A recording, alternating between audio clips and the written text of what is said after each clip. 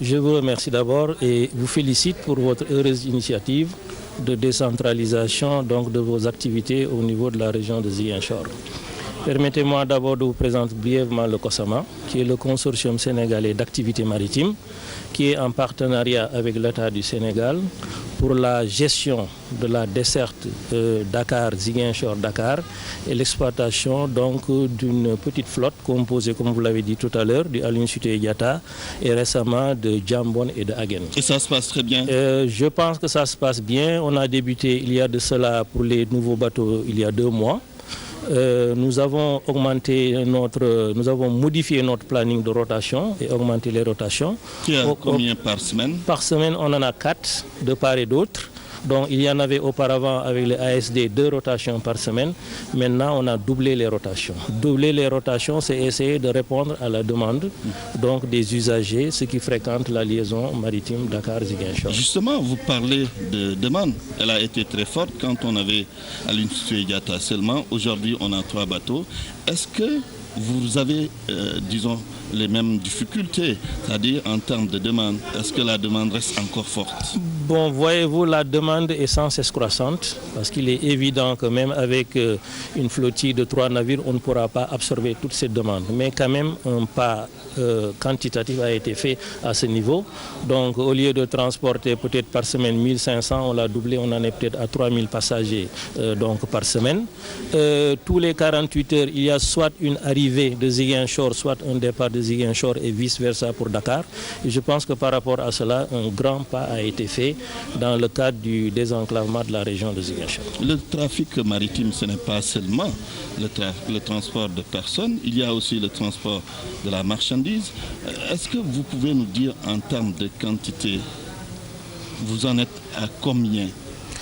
Bon, par rapport donc à Aline Sitoé Diatta, je vous dis que les 4 rotations que nous opérons par semaine, nous pouvons transporter peut-être entre 700 et 800 tonnes de marchandises si l'on cumule les différents voyages. Mais comme vous l'avez dit tout à l'heure, le transport maritime, ce n'est pas uniquement le transport de passagers. Nous en sommes d'autant plus conscients que la région de Ziguinchor étant une région agricole, donc une région à vocation d'exportation de produits agricoles. Et sous ce rapport, le COSAMA, en sa qualité de société privée, car je le répète, nous sommes une société privée en partenariat avec l'État du Sénégal.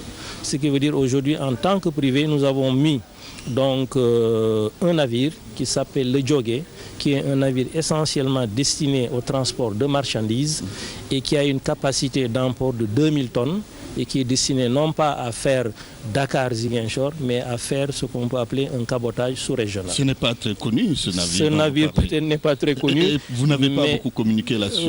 Pourtant, si. À l'arrivée, on en a fait. Il y a eu un accueil ici au niveau officiel à Ziguinchor et pas mal de médias ont également relayé l'arrivée de ce navire. Donc c'est un navire qui fait la sous-région, qui dessert Ziguinchor, qui dessert Banjul, qui dessert Bissau, et qui bientôt va desservir le Cap-Vert et la Guinée. Nous, on rentre d'une mission du Cap-Vert avec le ministre de tutelle, le ministre des Pêches et des Transports maritimes, où un certain nombre d'accords et de conventions ont été signés avec le gouvernement du Cap-Vert, parmi lesquels donc l'ouverture d'une ligne maritime Dakar-Praia-Mindelo.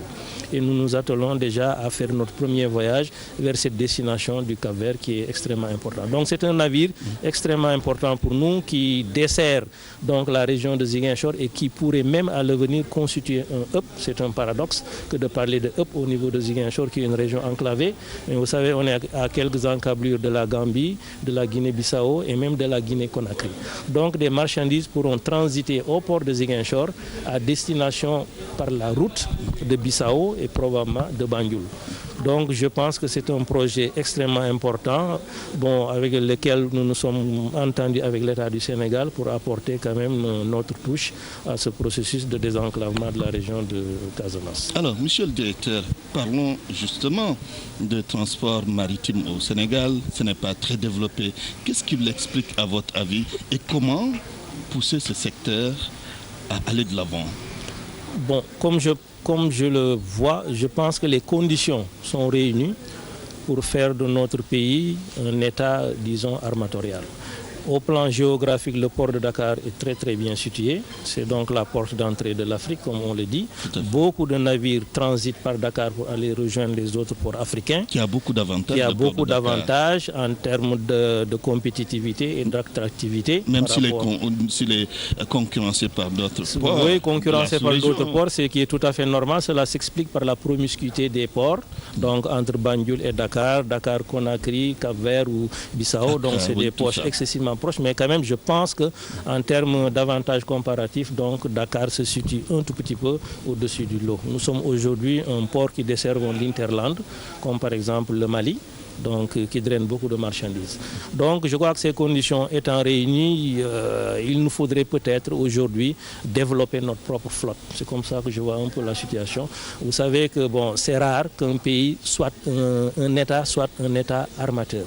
Aujourd'hui, je peux considérer que le premier armateur du Sénégal, c'est l'État du Sénégal, à travers Aline Sitoé Diatta, à travers Djambon, à travers Agen, etc. Bon, je ne fais pas mention également de la flotte de pêche, mais pour ce qui est donc du transport des marchandises. Donc, je pense que les privés doivent s'investir davantage dans ce secteur qui est un secteur par nature privé. Donc ce n'est pas du domaine de l'État d'acquérir des navires, de les exploiter, etc. de mon point de vue. C'est un secteur purement privé. Donc il appartient vraiment peut-être à l'État également de booster par d'autres moyens comme la défiscalisation, etc. Donc les privés et les inciter à investir dans le domaine armatorial. Justement, par l'acquisition de navires. Si les privés ne sont pas investis, est-ce qu'il y a une explication bien particulière? Bon, je ne saurais le dire. Peut-être que c'est une question de manque d'information, parce que de mon point de vue, le secteur maritime est un tout petit peu un secteur assez pointu. Donc qu'il faudrait peut-être bien connaître avant de pouvoir y investir. Donc il nous faut peut-être augmenter les possibilités de communication, aller peut-être vers le secteur privé, davantage d'explications, essayer avec les partenaires extérieurs, créer ce qu'on appelle les joint ventures, les attirer pour essayer donc de partager. Parce que le problème, ce n'est pas uniquement d'aller acquérir un navire et de l'exploiter, mais puisque le navire est un moyen, donc un mode de transport qui intègre aussi bien l'intérieur du pays que l'extérieur du pays, parce que c'est un flux de marchandises, donc on travaille en international. Il serait bon de faire venir des partenaires et de les intéresser dans ce domaine, de créer des joint ventures en termes armatorial et de pouvoir exploiter en commun des navires. Oui, il y a des normes internationales à respecter en matière de navigation maritime. À quel niveau se situe notre pays en ce qui concerne des normes internationales? Bon, très sincèrement, de mon point de vue, et pour ce que j'en sais, je crois que le Sénégal est parti à toutes les conventions internationales dans le domaine des transports maritimes. Que ce soit en termes de sécurité, je fais mention à l'ISM et à l'ISPS.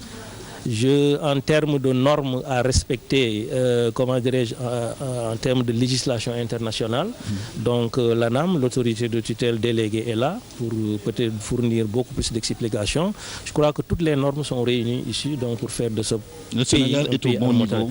On est au bon niveau, on a signé toutes les conventions internationales en termes de navigation, de transport, en matière de sécurité, de pollution, etc. Vous parlez de sécurité justement. Alors, parlons-en avec, pour les 3 bateaux, la sécurité dans ces 3 bateaux. Les gens en parlent très souvent. Quelles sont les normes aujourd'hui que vous tenez à respecter et que vous respectez? Si je résume un tout petit peu la convention ou les conventions qui nous lient à l'État du Sénégal, c'est sous une triptyque. C'est la sécurité, c'est la régularité dans la desserte, et le confort. Je crois que la sécurité pour nous est vraiment notre leitmotiv. Donc les bateaux que nous avons aujourd'hui et qui sont en fonction satisfont à toutes les normes de sécurité. C'est des navires qui sont régulièrement audités, aussi bien en termes internationaux par des bureaux indépendants qu'en matière nationale par l'ANAM. L'ANAM fait des visites régulières à bord de ces navires et au moment où je vous parle, toutes les prescriptions sont levées. Donc on ne reproche absolument rien à ces bateaux. tous les Tout se documents. passe très bien. Tout se passe très bien en termes de sécurité, non pas à bord des bateaux, mais même, je vous dis, dans la gestion donc, des marchandises, des flux de marchandises et de passagers, depuis l'achat du billet jusqu'au point de destination finale de notre port. Sur ce plan, je pense que l'essentiel ou la quasi-totalité en termes de sécurité est déjà fait. Et je pense que les passagers également ont eu à s'en féliciter, oui, à nous témoigner leur encouragement par rapport à cette démarche. Très bien. Monsieur Abdou-Salam Kane, je vous remercie. Merci. Je rappelle que vous êtes le directeur d'exploitation et commercial du COSAMAN. Mesdames, Messieurs, bonsoir. Merci de nous avoir suivis ce soir sur le plateau de la télévision Futur Média. Excellente soirée chez vous.